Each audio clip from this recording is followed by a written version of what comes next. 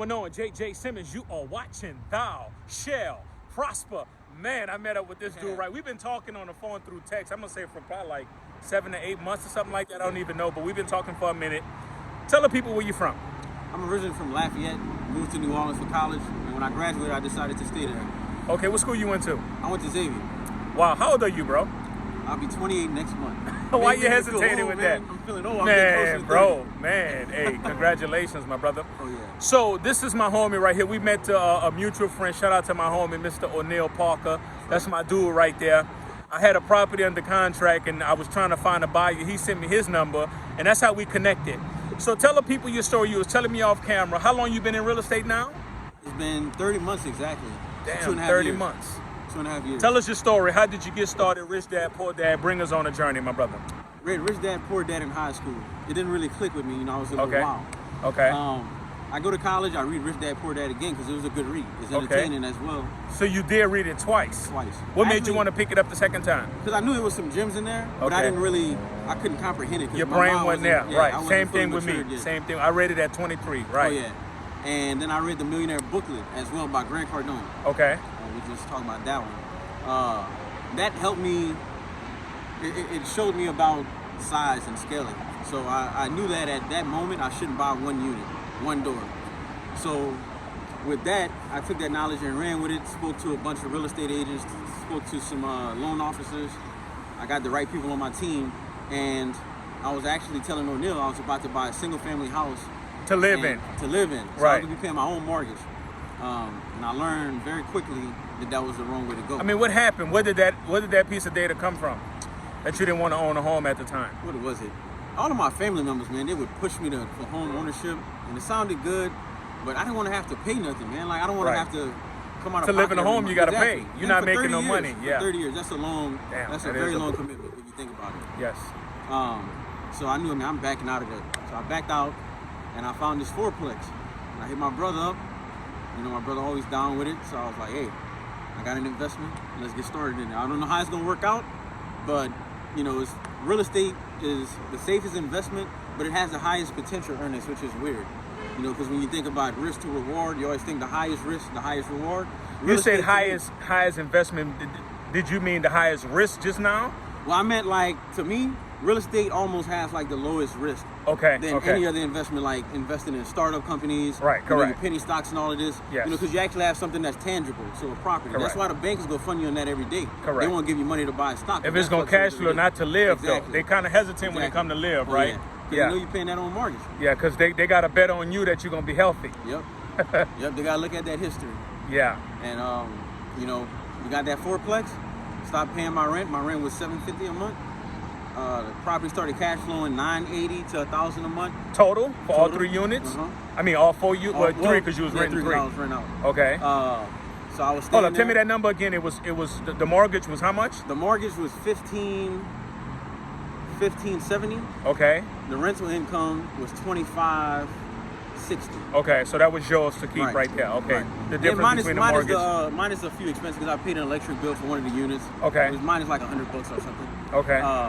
So it had us saving up $1,000 a month plus the $750 in my pocket. So right, because the unit you was living in. That's $1,700 a month. So you and your brother was living together? Well, he doesn't. He's back and forth to Lafayette and New Orleans because he works offshore, so he's back. Okay, and forth. Gotcha. So yeah, when he comes there, he's there with me. Gotcha. And that was pretty much our roots to be able to branch off and buy the properties. We don't have any more rent. We don't have any more mortgages to pay out of our own pockets. Right, because the tenant paying for it. Right, exactly. Okay, so tell the people, you're telling me how many units you have right now total? We have 18 units. 18 units. 18 units total. How you feel about that, bro? You know, of course, I know you're challenging yourself every day, but when you sit back and think about it, that you did it in 30 months, like, what goes through your mind? That's crazy, bro. That's amazing. It does. And a lot of people think, like, damn, that's crazy, but I feel like I slacked off a bit. I can believe that. Yes, we can do so much more. I feel the same way, bro. You already know. In 2019, damn, bro, you look like Country Wayne, bro. You know who that is? Oh yeah, I know who that is. Oh my God. I do that all the time, man. Do you? I'm like, man, this dude look like Country Wayne. So 18 units. 18 units in 30 months. So do you apply the FHA strategy on everything? No, we only did 2 FHAs. Okay. We were about to do a third one. I'd like to buy another fourplex before March 1st. Okay. Now, you can only have one FHA under your name at one time. So Okay. everything else we did 25% down. Now, Okay. don't do the shortcut. We saved up a good bit of money to be able to put 25% down on these $200,000, $300,000 properties. So tell the people, give us a case study right now, because a lot of people, we hear a bunch of people talk about stuff online, and I've discovered when you don't know somebody or don't kind of have no kind of access to them, it takes a minute for your brain to comprehend it. Right. So you give the people a case study of a deal you just acquired and how you did it. Walk us through A to Z. A to Z. Found a property. I'm gonna use my last investment. Okay. The last property. We found a property for $199. Did the walkthrough the day it went on the market. How many units? 4 units. Okay, $199 ARV. ARV. Okay. We put in the day we walked. We put in an offer for $200 because I knew it was gonna be worth more than $200. Damn. We did In the New Orleans? appraisal. In LaPlace. In LaPlace, you told me that. Right. Okay. We did the appraisal. The appraisal came back at $210. Okay. So I knew I was in the ballpark. Okay. The mortgage on that is $1,300 a month. Okay. That's escrow. That's Total units, total everything together. Wow. Okay. All expenses. The collective rent is $2,100 a month. Okay. Which is fairly low. Plus, one unit is being occupied by one of the investors that invest with me, my partner, Alyssa. Okay. So she's living in one unit, and we rent the other 3 units out. So once she leaves in the next year, when we refinance this property, we do it all over again, then, that $1,300 a month is going to turn into $1,100 a month. The collective rent is going to go from $2,100 to maybe $3,000 a month. Okay. So if you could think about that difference, we'd be cash flowing a whole lot.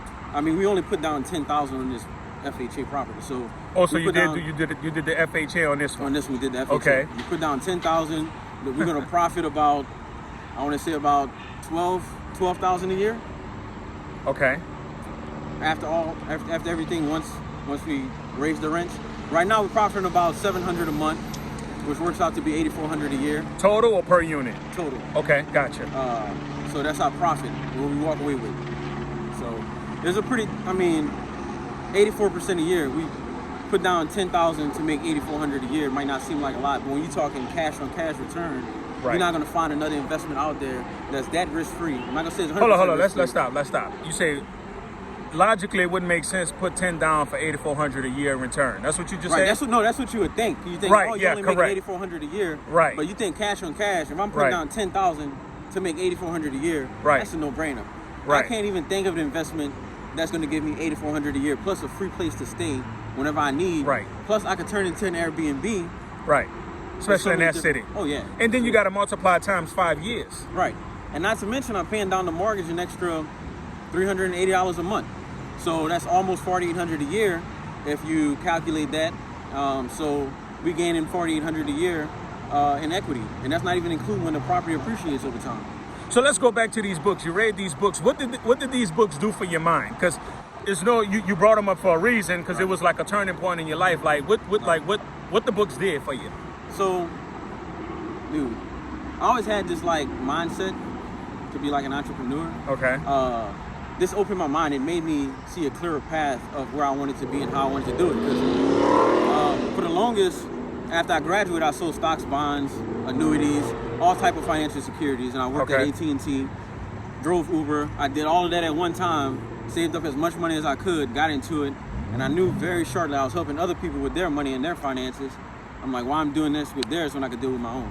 So I decided, hey, I know I don't want to work the rest of my life. Let me start off with a retirement plan, because a 401k ain't gonna do it for me. Right, so, correct.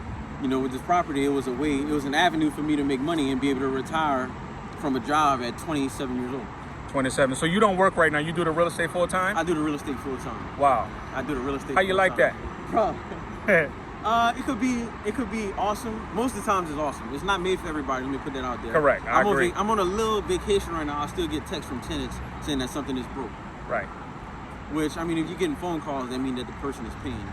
So, right. I mean, that's what it is. They don't call you when they're not paying. You ain't lying. Yeah, That's amazing.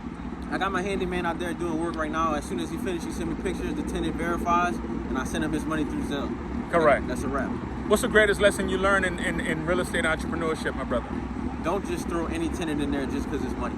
Correct, yeah. I had so many headaches with different people I try to help. There was this man that had cancer. I threw him in there. Don't even worry about the rent up front. I'm going to help you on the back end. you know, because my dad passed away of cancer in 2014. So whenever I spoke to him, he kind of reminded me of my dad. And I don't really do anything based off emotion. Right. But for some reason that day, it got under my skin. And I was like, let me try this. That didn't work out for me. I tried. How long did he live rent free? For 1 month. I didn't let it go past 1 month. Okay, that ain't bad. Yeah. But you still had a mortgage though. You had to come out of pocket. Well, I had three other rents, and that goes back to that one, you know, not having one door. I had 3 other doors paying the mortgage. Damn so right. even I was still profiting $2,000 a month from even having that person live rent free for that 1 month. Are you still an active reader today? If I'm active, what? Are you still an active reader today? Oh yeah. What's the last book you dived into? The last book I read was the 10X Rule. Okay. By Grant Cardone. I read Rich Dad Poor Dad once every 3 months. Get out of here. Once every 3 months to make sure I know that book like the back of my hand. So what did that book do for you? What was it? What's your holy grail from that book? I think it did something to me. I have like some type of sentimental value to the book because it was my first one. Yeah. It was the first one that opened my eyes. So I got the most knowledge from that one. And after that, every time I think about it, or when I read the book, or if I'm driving, like on the way here to Houston, I did the audiobook on the way here the whole time. Wow. And every time I listen to it, I catch something different that I didn't hear before. What you caught this last time? This last time I heard him talking about auctions. The first time I didn't really hear too much about auctions because I wanted to be the landlord. I just wanted to get the property, have it cash flow. I don't have to do any rehabs, no nothing. But after I heard about the creative financing, what is it? Owner finance, subject to. Yeah. All of that. Once I read about that, I was like, wow, this opened my eyes to a totally new avenue of real estate because you got so many different avenues. What was he saying about the auction? He was saying he bought this house in Arizona. He didn't even see it. He put it on a bid for $20,000. And before he even 100% closed the deal, he sold it the next day for $25,000. He made $5,000 in like a couple days. Correct. And that opened my eyes like, so wow. it's kind of like a wholesale. Almost like a wholesale but deal. he had the money to close on it though. Exactly. Right. So it was like a, that really opened my eyes right there. And I mean, I don't know one thing I love estate. about Robert Kiyosaki, he said, I was watching a video, he said the only economy that exists is the economy in your mind. Right. And that statement like really keeps me like intentional about my thinking to make sure I see money everywhere I go, because if you can master this and you can see money, you can always create money, like literally out of nowhere. And that's really true. Yeah. It's all about your mindset, man. It's all about your mindset and what you see and what you don't see. And this car right here? Right. Talk about this car. This is one of your dream cars. Tell us the story behind this. Car. So tell us the logic on what made you buy it and why you buying it. All right. So a couple reasons. No one knows this yet, but my close relatives. Okay. So I'm a okay. Boom. Let's do it. Nobody heard this yet. So this was always one of my dream cars, the Corvette. Okay. Do you remember at what age? I saw the old school. I didn't like the 4, 5, and 6 generations. Okay. I saw the old school Corvettes when I was younger, maybe about 8, 9 years old, driving around one of the neighborhoods, and I was like, wow. When I saw that, and then I looked at the new ones that came out in 2014, I was like, yeah, I'm definitely gonna get a C7. Okay. I'm gonna get the C8 too, by the way. The story. But when I saw it, I was like, I fell in love with it. I knew one day I was gonna get it. I was making about, collectively through my jobs that I was working, I was making about $100,000 a year. Okay. Which was all right at somebody that's 24, 25 years old. And I was like, I could buy the car now, but that's not the right way to do it because I'd be paying for it out of my own pocket. Right. So I know I'm gonna just be patient for a few years. Get the real estate, let the real estate pay for it. Got my credit score up. Real estate basically paid for it. Yeah. But I didn't put any money down on this because my credit was so good. Okay. But in turn, I don't have to pay a single car note because the tenant's paying for it. You can say the tenant's paying for it, but also I even rent my car out. Do you? So on what? I rent my car out on Turo. So okay. I make about, the last couple months I made about $3,000 a month. My car payment is $1,070. So I'm gonna actually buy another Corvette, probably to rent it out as well. To rent that out as well. It's either gonna be a C8, I'm gonna get an Audi R8, or I might get a Lamborghini Gallardo. It's gonna be one of those three. And I'm gonna have them, exotic car rentals. So that's another business. So which is a Rich Dad Poor Dad. Yeah, it was a Rich Dad Poor Dad concept, right? The exact same thing. You can apply that to anything in life. Yeah. Somebody was like, damn, you rent everything out. I mean, hey, everything is making money around me. I don't buy anything unless it makes me money. So anytime you see me buy a vehicle, just know I'm making money from it some way, somehow. That's amazing. That's amazing. I feel like I asked you this already, but I'm gonna ask again. Give us the two greatest lessons, because people always say one. What's the two greatest lessons you learned with combining life and real estate together? Life and real estate together. Number one, always be patient. Yeah. You can rush into something, but chances are if you're rushing into it, it's going to be really short-lived. You're not going to enjoy it for a long time, trust me. Yeah. There's no such thing as a quick buck. And also, there's no such thing as a free lunch. Everybody thinks this is free money, or you're not doing much to get this money, but Yes. you didn't see the groundwork Right. that The it time. took us to, be able to do this. The Yeah, education, all the fields. We lost money on deals that we tried to put $3-4 grand up to try to buy it, and something fell through. We lost $3-4 grand on the back end. Right. It was late nights, hurting, crying, the frustration. Yeah. I mean, nobody wants to work the rest of their life. So, invest your money right, sacrifice early on so you don't have to sacrifice later on in life. So patience and sacrifice. That's what's up, my brother. Listen, my name is JJsimmons, and you are watching Thou Shall Prosper. God bless you.